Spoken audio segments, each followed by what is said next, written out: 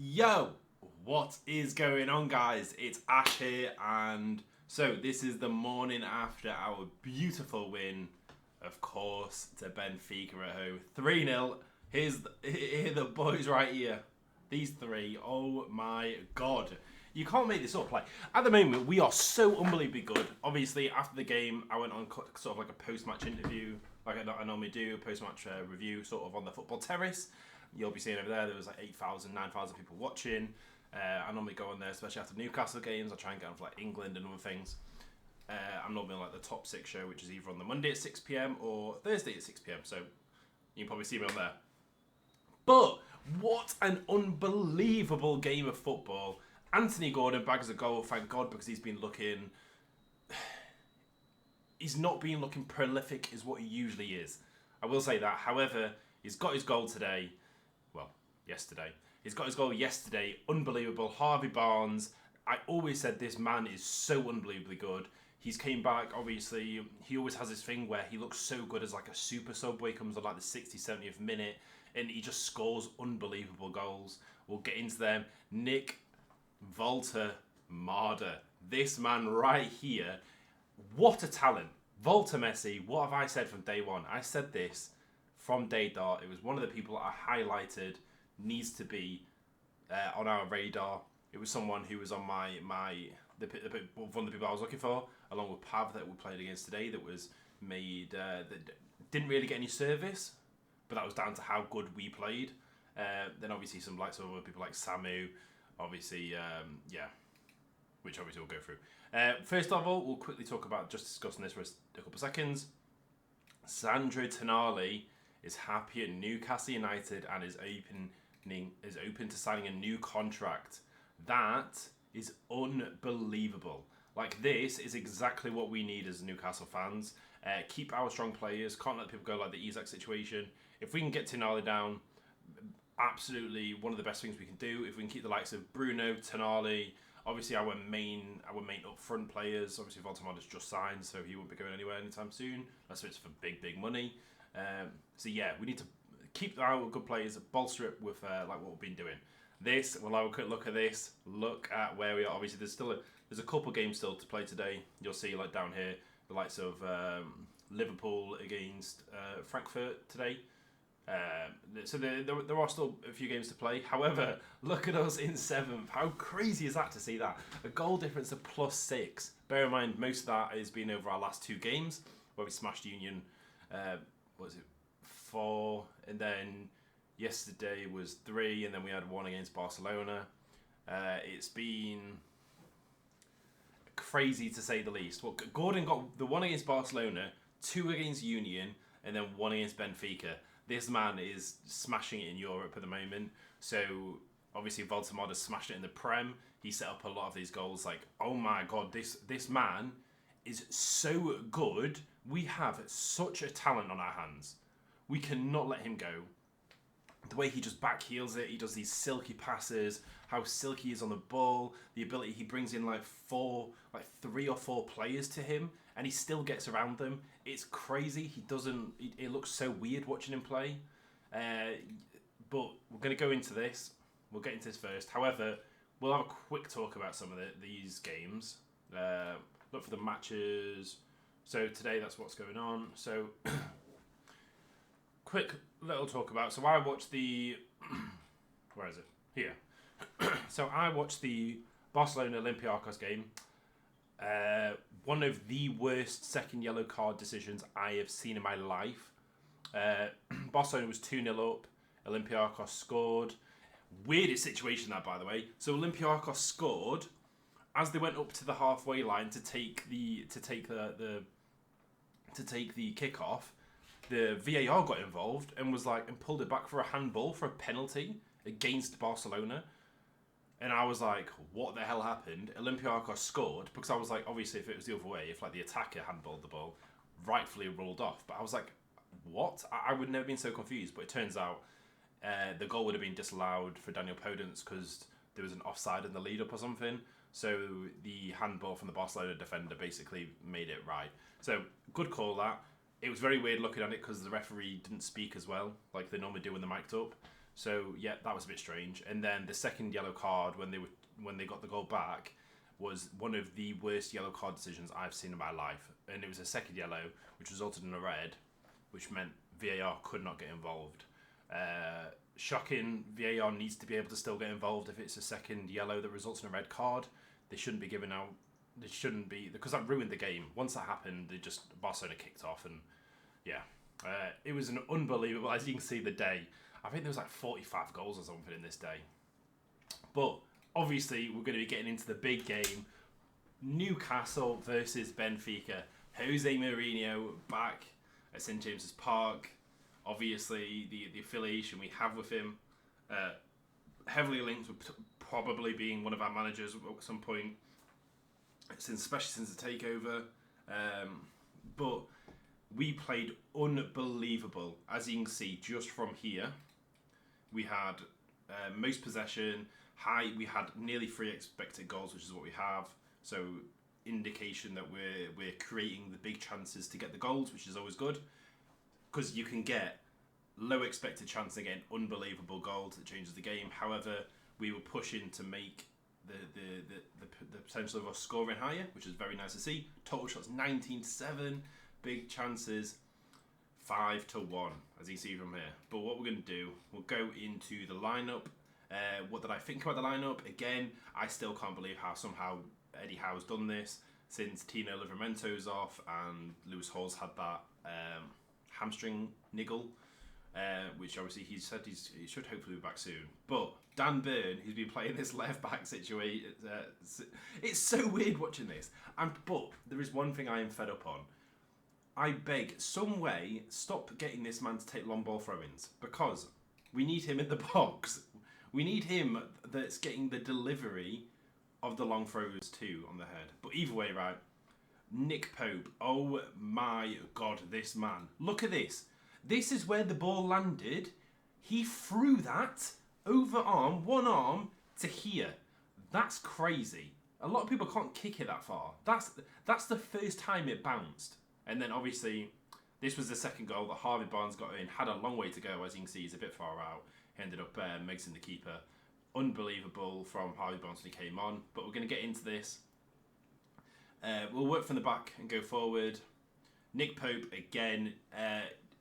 He had some big saves to do this game. He's shown why he's the elite of the elite of European football. To be honest, at the moment, most clean sheets in like Europe. He's backing up. As you can see here, 2 saves, and they were pretty big saves to be fair. Because like there was some that came like near post and everything. Very very happy with his performance and how he's doing. He's playing exceptional. Eddie Howe, you've got to credit him for getting Aaron Ramsdale in. Because I was in the position where like a year ago I was like, Nick Pope's good, but we're probably going to need someone to come in like the likes of James Trafford to potentially take over the number 1 position. But we got the likes of Aaron Ramsdale, which again, unbelievable keeper, and he's made Nick Pope fight for his place, and it's showing week in, week out. He's putting in exceptional performances, which is keeping clean sheets. And obviously, the likes of, say, our defence here. We had the Botman Chow partnership that I said is going to be going forward. And then we had Dan Burn, obviously, on the left-back place. Unbelievable, went up and down. Again, this man, he is literally, like... do you know what's crazy? It says 33. I swear he's 33 years old as well. Like, that's his shirt number. Yeah, he's 33 years old. So yeah, it's his shirt number and he's 33. Yes, unless that's why he changed. Did he change it to that? I don't remember. But either way, he has been exceptional. He's been like this rock for us. It's really weird. Like when you watch him, you just think, oh, maybe he's going to be a bit clunky. But he's like aged with fine wine. Like this man has become a staple part of our defence. If you can't get in the centre back, you put him left back, which is so weird still watching that. But yeah, great performance. Lewis Miley, oh my God. Can we have a minute to talk about this kid? Yes, kid, 19 years old. He's still young. Like, because he's been playing for us for years, obviously. We had him playing back in the previous Champions League, where he just came through, was it 17 when he was in that last? And he was putting in performance performances that we were like, oh my God, we've got the next wonder kid. I told you this. He makes, when Sandro Tonali be unavailable or needs to be rested, he is a unbelievable replacement that we have for him, and we need to be able to give him an extension of a contract. He is gonna. This kid is our future for like that sort of Tonali style sort of play, like whether it's a number 8 or a number 6. This man's got an engine. He runs up. He's got great foot play. That sounded a bit mad. Don't take that, especially with the weird feet stuff that goes on nowadays. Jacob Ramsey came on, made a start. He looked pretty good actually. The first half, obviously these ratings don't take the ratings that it is because these two played so much better than what it shows. First half, Jacob Ramsey had a lot of build-up play. I was very happy with how he was looking. As you can see, at the end of the day, he just needs to have some time to settle in. A game like this against good opposition is Benfica. Stuff he needed. He had a decent amount of position, touches. As you can see, accurate passes, 95%. Very happy with his performance. Like I said, he needs to get embedded after his injury. Bruno, mate, I'm not going to lie to you. I don't ever need to speak about this man. This man is just a living legend under Newcastle. One day he's going to have a statue. Murphy, thank God. Oh yeah, by the way, first of all, let me say this. Nick Pope has got an assist before Florian Wirtz has. It's just great, that, isn't it? And Isak, what a flop for Liverpool at the moment. I know he needs time to get embedded. Sorry, sidetrack. Anyway, back to this. That's just my brain. Jacob Murphy, I have said this from day one. The Langer signing, I understood because of Jacob Murphy's age. But I already said this from day one. Jacob Murphy with the likes of Voltemada, in my opinion, is a better combination. I've said this from day one because I said the likes of how good Jacob Murphy is at being able to put pinpoint balls into the box that someone like a 6'6", 6'7" Voltemessi can thrive off. And he's showing that. And he's so good at finishing. Like, I think the likes of Visser with Elanga, that'll be a great combo going forward. But for the moment, Jacob Murphy, Voltemada, keep that together. That's a great partnership. And Gordon looked back at home. This man found his form. He was shooting. As you can see, let's see how many touches he got. Have I missed it there? 60. Wow, holy, that's actually a lot of touches for Gordon normally. How many did Murphy have? Look, 31. I know, granted, Murphy came off 20 minutes before Gordon did, but that's an insane amount of touches. So we were going down a lot down this wing, which again you would be surprised because behind Gordon you have Byrne, so you would think less might end up coming through here because Byrne you wouldn't expect to be doing overlaps as much, which is normally why you would say the play the likes of Jacob Murphy that come down here, because you know Trippier is going to be doing a lot of inverting and overlaps and everything. This also, I didn't touch on Trips, but unbelievable performance this man had. Like, the fact that he was the first person that came in since the takeover, believed in the project. Yeah, he's gonna go down for Toon fans as like a hero, to be fair, for everything he's done. And then we're gonna get to the main man, Voltemada. Oh my God, this man is so silky. Like, the last goal he did where the ball came to him, he did a back heel to Gordon, and then Gordon did a pass out to Harvey Barnes that we'll talk about in a second. It was just some beautiful one-touch football. I think he went Gordon, Voltemada, Gordon, Barnes, goal. It was sensational to watch. Joe Linton came on for... Who did he come on? It was for... Who did he come on for? Oh yeah, he came on for Jacob Ramsey, and then Murphy came off for Harvey Barnes. Because Harvey Barnes came on the right this game, which was actually interesting to see because he actually thrived in that position. So there we go. We have another person that can play a different role. So just to add to Eddie's how amazing tricks, which is a surprise. Bear in mind, when you think if you're taking off the right and you have Elanga will be going on instead, but he didn't, and he obviously saw something that the rest of us didn't see. So massive credit to Eddie Howe, you got to say. Harvey Barnes. This man, I've told you, is the definition of a super sub. Like, he's pinpoint accuracy at goals is unbelievable. Like I think was both the goals. Did he make the keeper? I feel like he did. Or was it the second one that came just across the side of the keeper and then went in from the far post? Either way, wow. Look at that. Goals expected, 0.4 and he scored 2. This man, yeah, like I said, yeah, it was very close between him and Gordon getting man of the match, but because Gordon was on for basically the whole game, I see why he got it. Harvey Barnes was incredibly clinical. Then obviously we're not really going to talk a bit much about the rest of them because Joe Willock came on at the very end. Again, he's probably going to need to move on. He's not looked great recently. Will Asula didn't look... like I said, I'm not really going to talk about Alanga Asula because they didn't really do much. But Harvey Barnes, Joelinton looked good. Like I said, Harvey Barnes looked absolutely exceptional. And we're not going to go into Benfica because they just didn't look too great. But what I will talk about is this donut referee. This man flipping has no idea what he's doing. Like, this is what I was saying about the Champions League refereeing. People say your European referees are better. It just wasn't. Like, I'm sorry, but if you went through like all of these games, majority of these games, there was horrific refereeing decisions. And it was the same with our game. Benfica was diving and they were getting free kicks. It was... Again, I'm not going to talk about it because it didn't affect the outcome for us. We got lucky. The Olympiacos game, I said, that massively affected the outcome and that needs to be spoke about. That can't be just dismissed. That was one of the worst refereeing decisions I've seen today. Arsenal, Coquerez, that's what he's called. First goal was a deflection. Oh my god, it was so funny. So this first goal deflected off a defender. I think it was number 17 off the top of my head. Who was it? Here, yeah. Came off Hanko. And he watched the ball go in the net, right? He turned around to watch the ball slowly go into the net.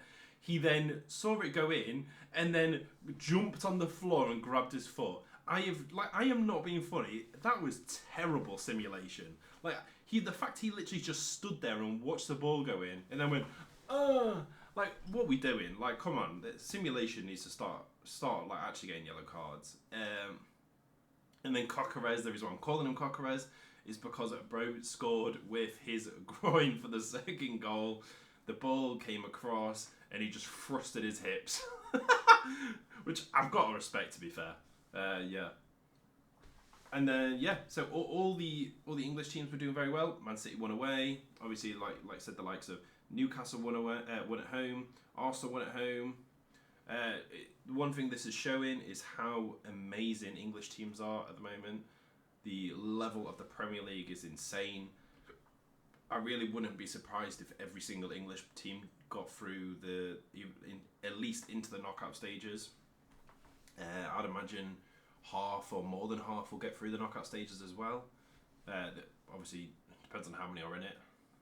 Because I think isn't like the first 8 or something just automatically skip through knockout stage. Is that how it works? Yeah, because then they go straight to here. So it's the first. Sorry, it's weird when I say knockout stages because it's not actually like that. It'll be here.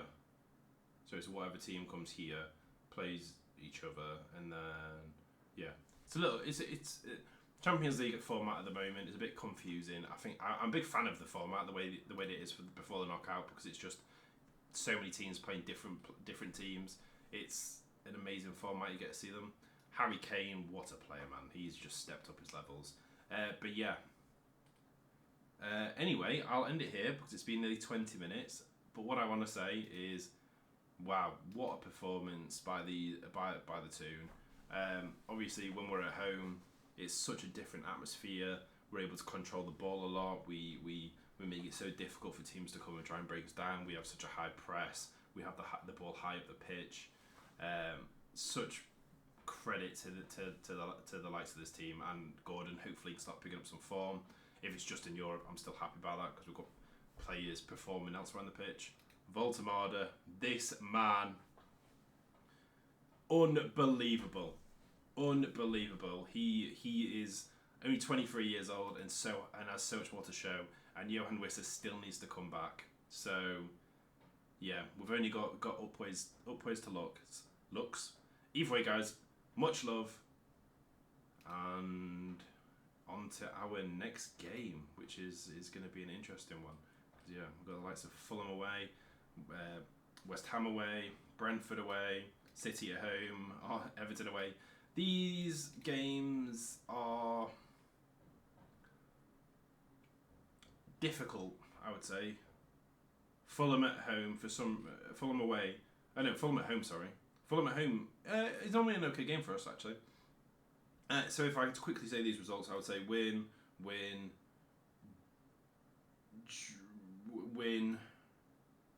loss, win, because we always had to big up to John Pickford, although he always puts on a performance. Either way, guys, much love, and I'm sure I'll see you on videos in the foreseeable future. Yep, words. Bye.